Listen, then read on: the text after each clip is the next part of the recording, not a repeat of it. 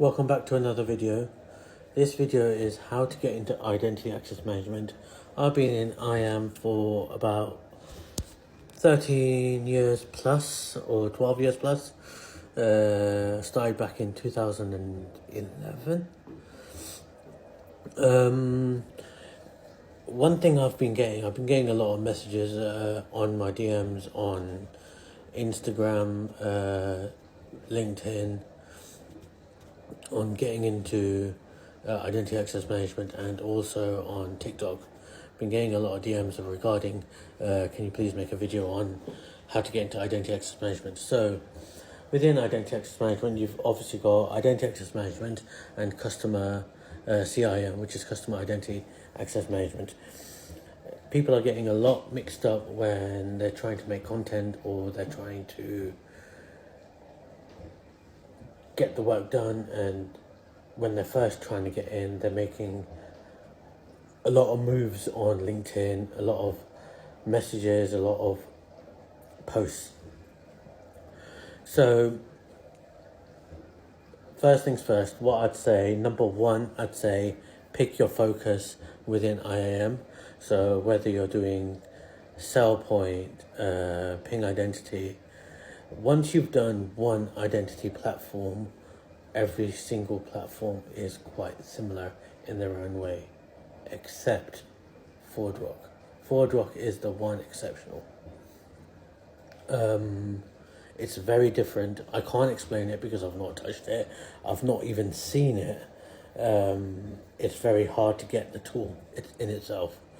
There's a lot of tools which will allow you to do the initial training for free. Then you'll get onto their sandboxes. Sandbox is for people who are not technically minded.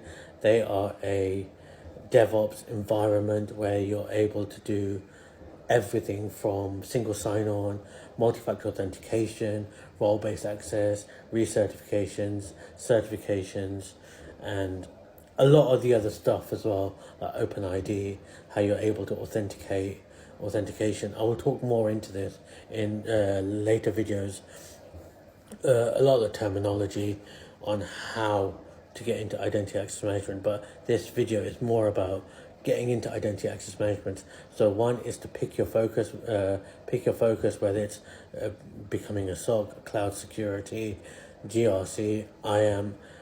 The list goes on within cybersecurity, but this video is more about identity access management.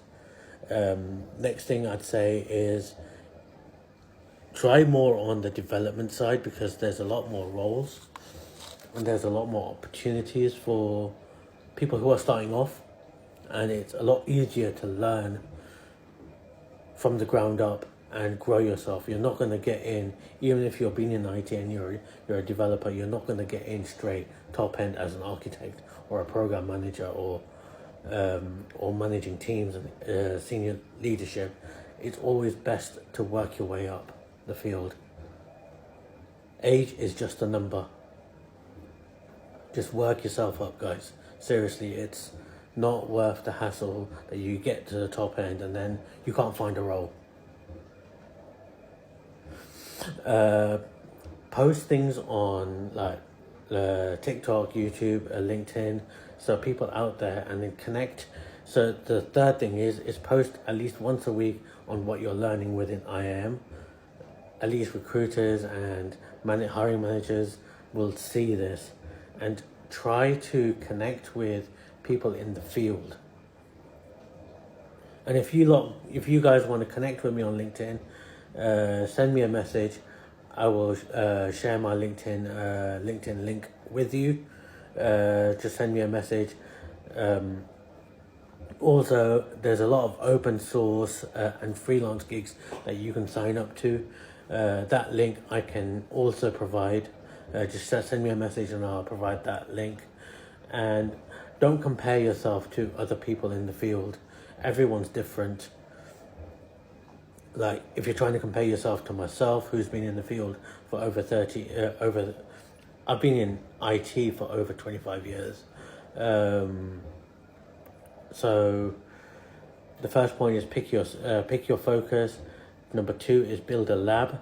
and showcase your work. Or there's loads of environments that you can build it on. You can choose your environment, whichever environment you want to choose.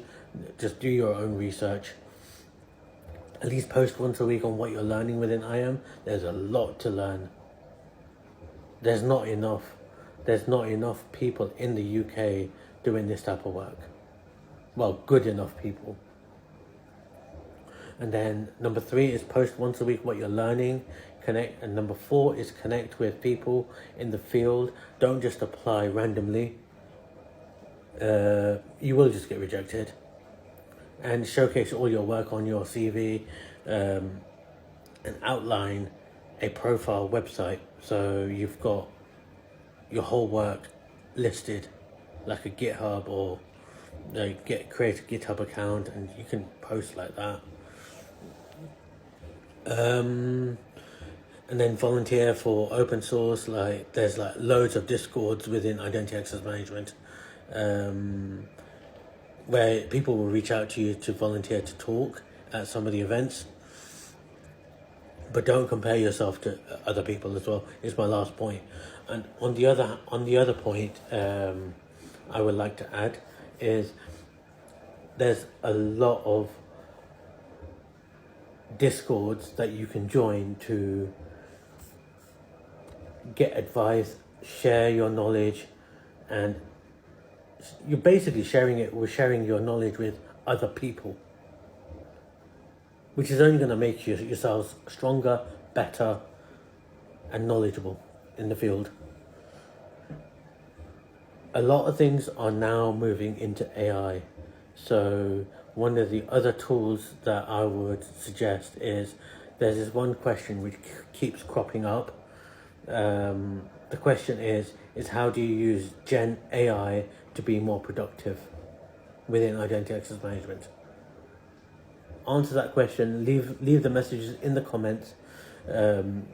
Let's see some of the comments, and I will post another video on Gen AI using identity access management, or customer identity access management, or even privilege access management.